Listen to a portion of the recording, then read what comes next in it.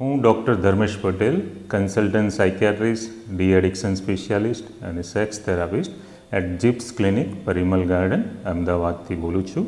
આ ઉપરાંત હું સાયકિયાટ્રી સબ્જેક્ટમાં head of the department at GCS હોસ્પિટલમાં પણ છું. આજે આપણે ડિપ્રેશન વિશે વિસ્તૃત માહિતીની ચર્ચા કરીશું.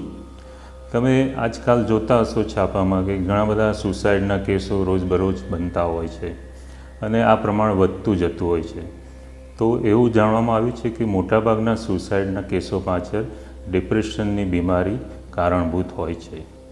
સાયન્સની ભાષામાં આપણે એને મેજર ડિપ્રેસિવ ડિસઓર્ડર કહેતા હોઈએ છીએ. સામાન્ય ભાષામાં જેને આપણે ડિપ્રેશન કહીએ છીએ, તો તેનું પ્રમાણ લગભગ 12થી 16% જેટલું જોવા મળતું હોય છે. સ્ત્રીઓમાં એનું પ્રમાણ પુરુષોની સરખામણીમાં થોડું વધારે હોય છે અને આ ડિપ્રેશન કોઈપણ ઉંમરના વ્યક્તિને થઈ શકતું હોય છે. આ ડિપ્રેશનના લક્ષણો શું હોય છે? ડિપ્રેશનના લક્ષણો નીચે પ્રમાણે હોય છે. એમાં મુખ્યત્વે લક્ષણ છે મન ઉદાસ રહેવું, જે જો 2 અઠવાડિયા અથવા તેનાથી વધારે સમય માટે મોટા ભાગનો પીરિયડ દરમિયાન જો આપનું મન ઉદાસ રહેતું હોય અને આ સાથે બીજા કેટલાક લક્ષણો હોય તો આપણે એને ડિપ્રેશનની બીમારી કહી શકીએ છીએ. સામાન્ય રીતે આપણે બધા જ ઘણીવાર થોડું ઉદાસ કે થોડી ખુશી અનુભવતા હોઈએ છીએ, જે ક્ષણિક પૂરતું હોય છે. એને આપણે બીમારી નથી કહેતા. પરંતુ જો સતત 2 અઠવાડિયા અથવા તેથી વધારે મન ઉદાસ રહેતું હોય અને મોટાભાગના સમય દરમિયાન ઉદાસ રહેતું હોય તો આપણે એને ડિપ્રેશનની બીમારી કહેતા હોઈએ છીએ. આ ઉપરાંત ડિપ્રેશનની બીમારીમાં કંઈ બાબતમાં મન ના લાગવું, પહેલાંની જે બધી પ્રવૃત્તિમાં આપણે આનંદનો અનુભવ થતો હોય એ આનંદનો અનુભવ હવે ઓછો થવા માંડ્યો હોય. એ ઉપરાંત ત્રીજું લક્ષણ છે ઊંઘ બરાબર ના આવી. મોટાભાગના લોકોને ઊંઘ ઓછી થઈ જતી હોય છે, પરંતુ એમાંના કેટલાક લોકોને ઊંઘ વધુ પણ આવતી હોય છે. ચોથું લક્ષણ છે ભૂખ ના લાગવી. મોટાભાગના લોકોને ભૂખ ઘટી જાય છે, સાથે એમનું વજન પણ ઘટતું હોય છે. બહુ રેરલી એટિપિકલ ડિપ્રેશન હોય એમાં વજન વધતું હોય છે અને ભૂખ પણ વધતી હોય છે. એના પછીનું લક્ષણ છે ધ્યાન ના રહેવું, એકાગ્રતાનો અભાવ, ખૂબ જ વિચારો આવવા, કોન્સન્ટ્રેશનનો અભાવ, ભૂલી જવું, એવા લક્ષણો પણ થઈ શકતા હોય છે. એ પછીના લક્ષણમાં છે દર્દીને ખૂબ જ થાક અનુભવતો હોય છે. પહેલાંનું જે રોજિંદુ કામ કરતા હોય ઇઝીલી કરી શકતા હોય, પણ જ્યારે ડિપ્રેશનની બીમારી થાય ત્યારે આ કામકાજમાં પણ એમને અતિશય થાકનો અનુભવ થતો હોય છે. એના પછીનું લક્ષણ છે સાયકોમોટર એક્ટિવિટી જો વધી જવી કાં ઘટી જવી. એટલે કે ઘણીવાર વધી જાય ત્યારે પેશન્ટ રઘવાટ અનુભવતો હોય છે, એક જગ્યાએ બેસી ના શકતો હોય, રૂમમાં આટાફેરા કરતા હોય, અથવા જ્યારે એક્ટિવિટી ઘટી જાય ત્યારે પેશન્ટને આળસ અનુભવતો હોય છે, એક જગ્યાએ પડ્યા રહેવાનું મન થાય, વિડ્રોન થઈ જતા હોય છે. આ ઉપરાંત એના પછીનું લક્ષણ છે કે પેશન્ટને ફિલિંગ્સ ઓફ વર્થલેસનેસ, ગિલ્ટ ફિલિંગ, હોપલેસનેસ એવી ફિલિંગ્સ જનરેટ થતી હોય છે, જેમાં દર્દીને એવું લાગે કે હું કંઈ કામનો જ નથી, મારા લીધે લોકો હેરાન થાય છે, હવે આ પરિસ્થિતિમાંથી બહાર નહીં આવી શકાય અને આવીને આવી જ પરિસ્થિતિ ચાલુ રહેશે, તો એને આપણે હોપલેસનેસ કહીએ છીએ. એ પછીના લક્ષણમાં આવે છે કે દર્દીને વારે ઘડીએ રડવું આવી જાય.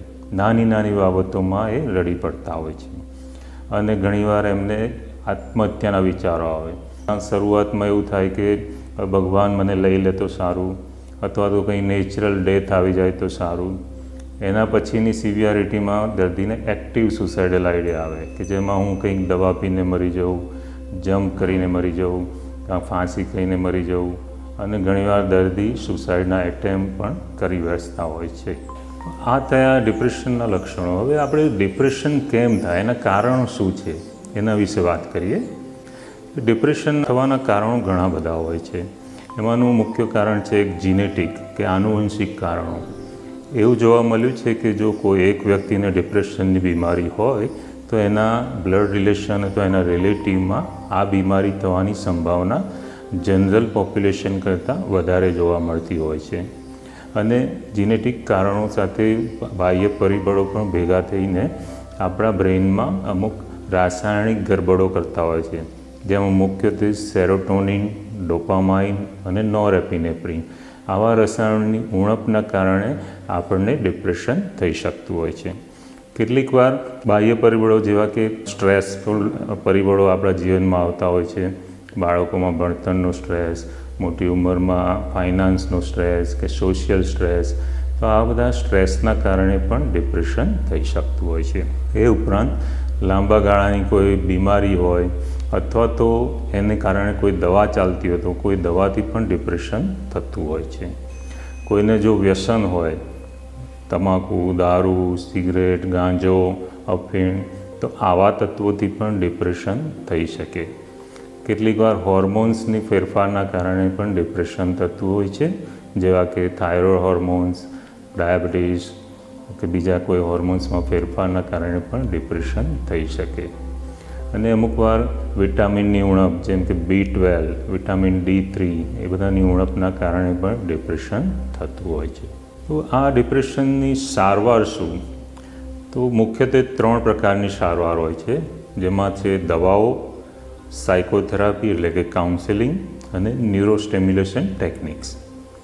દવાઓ જેમ આપણે આગળ જણાવ્યું, જે આપણા મગજમાં થતા રાસાયણિક ફેરફારને નોર્મલ રાખવાનો પ્રયત્ન કરે છે અને આ દવાઓ ખૂબ જ અસરકારક છે.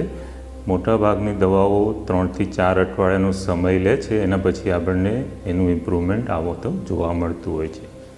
અને જનરલી WHO ગાઈડલાઇન્સ પ્રમાણે પહેલું જો ડિપ્રેશનનો હુમલો હોય તો 6 થી 12 મહિના જેવી દવા ચાલુ રાખતા હોય છે. ઘણીવાર લોકોમાં ખોટી માન્યતા હોય છે કે દવાઓ ઊંઘની દવાઓ હોય છે અથવા તો દવાઓથી આદત પડી જાય છે. ના, એવું નથી. દવાઓ ઊંઘની નથી. આ દવાઓ આપણા રસાયણમાં થયેલા ફેરફારને નોર્મલ કરે છે અને જેના કારણે આપણું ડિપ્રેશન મટતું હોય છે. આ દવાઓની આદત પણ નથી હોતી, પણ હા, કોર્સ થોડું 6 થી 12 મહિના જેવું રાખી શકાય. અને જો રિકરન્ટ ડિપ્રેશન હોય તો લાંબા સમય પણ રાખવાની જરૂર પડતી હોય છે. બીજી થેરાપી છે એ સાયકોથેરાપી, કે જેમાં કાઉન્સેલિંગ એટલે દર્દી સાથે વાતચીત દ્વારા એની મનની ગૂંચવણોનો ઉકેલ લાવવામાં આવે છે. જેમાં મુખ્ય સારવાર છે કોગ્નિટિવ બિહેવિયર થેરાપી એટલે કે CBT. અને ત્રીજી સારવાર છે ન્યુરોસ્ટિમ્યુલેશન, જેમ કે electroconvulsive therapy, RTMS therapy, TDCS therapy. જેમાં મુખ્ય છે ઇલેક્ટ્રોકન્વલ્સિવ થેરાપી એટલે કે મગજના શોકની ટ્રીટમેન્ટ. આ ટ્રીટમેન્ટ ખૂબ જ અસરકારક છે. માઇલ્ડ ટુ મોડરેટ ડિપ્રેશનમાં એની જરૂર પડતી નથી, પરંતુ જો ડિપ્રેશન સિવિયર હોય, વધારે તીવ્ર માત્રામાં હોય, દર્દીને સુસાઇડના આઈડિયાઝ ખૂબ જ આવતા હોય, દર્દીને દવાઓનું અસર ના થતી હોય, તો આવા સંજોગોમાં ECT ટ્રીટમેન્ટ ખૂબ જ ફાયદાકારક થતી હોય છે.